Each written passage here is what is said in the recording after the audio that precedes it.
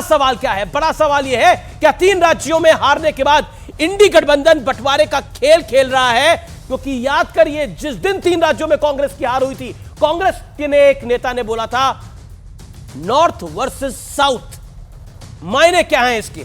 मेरे साथ बात करने के लिए आज कौन कौन जुड़ रहा है, आइए मैजिक वॉल पे आपको मिलवा देते हैं। मेरे साथ आज की चर्चा में आचार्य प्रमोद कृष्णम है, कांग्रेस के नेता है, मेरे साथ सत्य प्रकाश मिश्रा है, नीतीश विचार मंच के जेडीयू के, मेरे साथ सुनील यादव है प्रवक्ता समाजवादी पार्टी के, मेरे साथ शहजाद पूनावाला है प्रवक्ता भारतीय जनता पार्टी के। उनका भी अभिनंदन है इस चर्चा के अंदर। और इस चर्चा की मैं शुरुआत करता हूं आपसे आचार्य जी। इंडिया अलायंस के नेता कह रहे हैं कि दक्षिण में जो उत्तर भारतीय हिंदी बोलने वाले आते हैं, बिहार के लोग होते हैं, उत्तर प्रदेश के लोग होते हैं, वो टॉयलेट और सड़क साफ करने के लिए आते हैं। देखिए अमीश देवगन जी, दुष्यंत कुमार का एक बहुत ही पॉपुलर शेर है कि गजब है सच को सच कहते नहीं वो, कुरानो उपनिषद ओढ़े हुए हैं, चढ़ाते फिर रहे हैं जो चढ़ावे, तुम्हारे नाम पर सब बोले हुए हैं। हमारी कोई गलती नहीं है, हमारा कोई गुनाह नहीं है, लेकिन हम अपने तमाम साथियों की गलतियों की सज़ा भोग रहे हैं। सवाल इस बात का है कि हमारे साथ जो भी राजनीतिक दल हैं, जो भी नेता हैं, वो बड़े सम्मानित भी हैं और बड़े ज़मीनी नेता हैं, बहुत पॉपुलर नेता हैं, राज्यों के मुख्यमंत्री रह चुके हैं, केंद्र के मंत्री रह चुके हैं और बहुत ही स्ट्रॉन्ग पॉलिटिकल पार्टीज़ हैं। लेकिन अफसोस की बात यह है कि वो बीजेपी को क्रिटिसाइज करने की बजाय और बीजेपी से कैसे लड़ा जाए, बीजेपी से लड़ने की रणनीति क्या हो, इसके बदले में इसकी बजाय वो क्या कर रहे हैं, कोई हिंदू को गाली दे रहा है, कोई हिंदी को गाली दे रहा है, कोई हिंदी का अपमान कर रहा है, कोई हिंदुस्तानी का अपमान कर रहा है। हद हो गई है। कोई सनातन को मिटाने की बात करता है, कोई रामचरितमानस के पन्ने फाड़ने की बात करता है, कोई रामचरितमानस को जलाने की बात करता है, कोई तुलसीदास को पागल कहता है। और ये सब हमारे अपने लोग हैं। तो हमारे भाग्य की विडंबना है कि इनकी सजाओं को भोग रहे हैं, इनकी गलतियों की सजाओं को हम भोग रहे हैं। कभी कभी ऐसा भी लगता है, लेकिन इनको भाग्य विधाता तो आप ही लोगों ने बनाया है ना। इनको भाग्य विधाता तो आप ही लोगों ने बनाया है। क्या उत्तर भारत के लोग टॉयलेट साफ करने के लिए जाते हैं तमिलनाडु के अंदर? और ये बात किसी को अखर नहीं रही पूरे इंडिया अलायंस के अंदर। अमीश देवगन जी, मैं इस पे 2 तरह की बात आपके सामने रखना चाहता हूं। एक इसका पक्ष है भावनात्मक पक्ष, मतलब एक तो इसका भावनात्मक पक्ष है और दूसरा है राजनीतिक पक्ष। भावनात्मक पक्ष अगर हम देखें तो उत्तर भारतीयों का जितना अपमान डीएमके कर रहा है और हिंदू समाज का अपमान, सनातन को मिटाने की बात, सनातन को डेंगू, मलेरिया, कोढ़, कुष्ठ और कोरोना बताने का, ये जो पाप कर रहे हैं, ये इनके पापों की सजा हमें मिलेगी और हमें मिल रही है, हमें 3 राज्यों में मिली।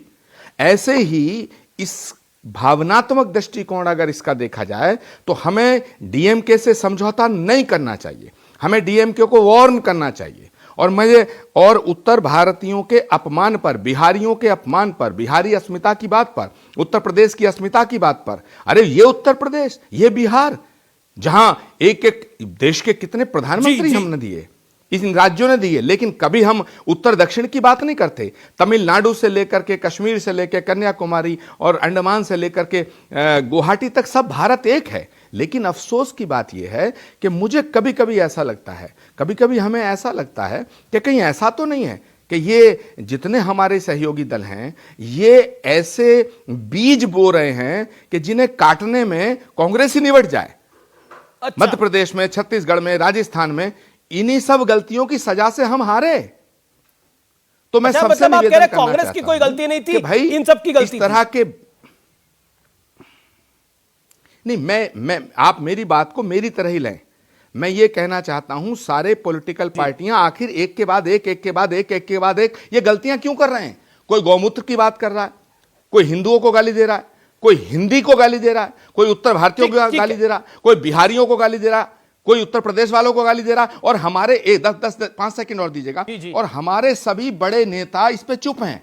इससे एक परसेप्शन बन रहा है कि कांग्रेस पार्टी जो है, इंडिया गठबंधन जो है, ये हिंदुओं के विरोध में है, ये हिंदी के विरोध में है, ये उत्तर भारतीयों की के खिलाफ है, ये हिंदुस्तान के खिलाफ है। तो इन सब गलतियों की जो सजा है हम सब भुगतेंगे।